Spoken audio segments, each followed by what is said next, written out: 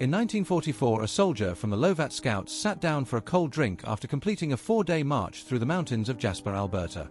His face says everything the caption does not. Some rest is earned in ways most people will never understand. Around 1900, this photograph was taken to document the face of a smallpox sufferer. The disease disfigured and killed millions across centuries. Today, a small vaccine scar is all most people will ever know of it. That scar is one of humanity's greatest victories.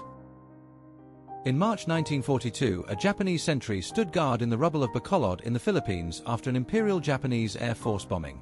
He carried an Arisaka rifle and watched over a city his own side had just destroyed. Occupation begins where destruction ends. In 1865, Mary Edwards Walker became the only woman in American history to receive the Medal of Honor.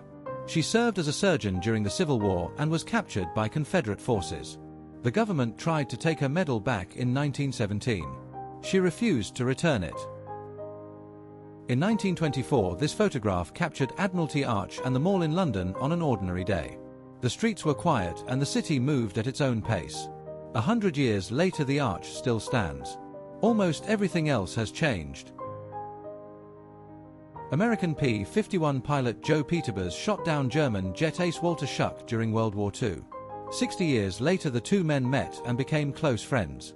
Schuck died in 2015. Peterbers recently turned 101. Enemies became brothers. That is the part wars never advertise. In 1937, the German airship Hindenburg caught fire and crashed in New Jersey, killing 36 people. Despite the tensions building between America and Germany at the time, Americans mourned the victims openly. Humanity has a way of crossing borders that politics never could. In January 1942, Japanese troops marched into Manila unopposed after the Philippines had declared it an open city to prevent its destruction. They entered from the north and south simultaneously and met no resistance. The city was spared the fighting. The suffering came anyway. On March 26, 1979, Israel and Egypt signed a peace agreement ending decades of war between the two nations.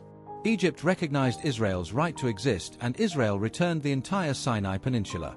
The peace was never warm, but after 30 years of war it held. The capote capello was a traditional hooded garment worn by women across the Azores Islands, particularly on file. It was a common sight on the streets until the 1930s, when it gradually disappeared. An entire way of dressing vanished within a single generation. Beverly Michaels and Richard Egan posed for promotional photos for the 1953 United Artists film Wicked Woman. Michaels played a manipulative drifter in one of the sharp noir roles a woman was given that decade. Hollywood rarely wrote women that dangerous. She made the most of it. In 1918, soldiers of the White Army stood together in southern Russia during the early months of the Russian Civil War. They were fighting to reverse the Bolshevik Revolution and restore the old order. They lost, and the world they were fighting to save was gone forever.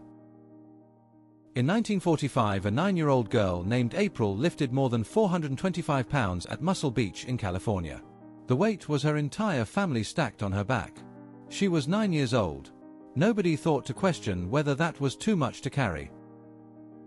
Around 1945, a little girl browsed postcards at a store while a sign above her head read "Colored people served in rear."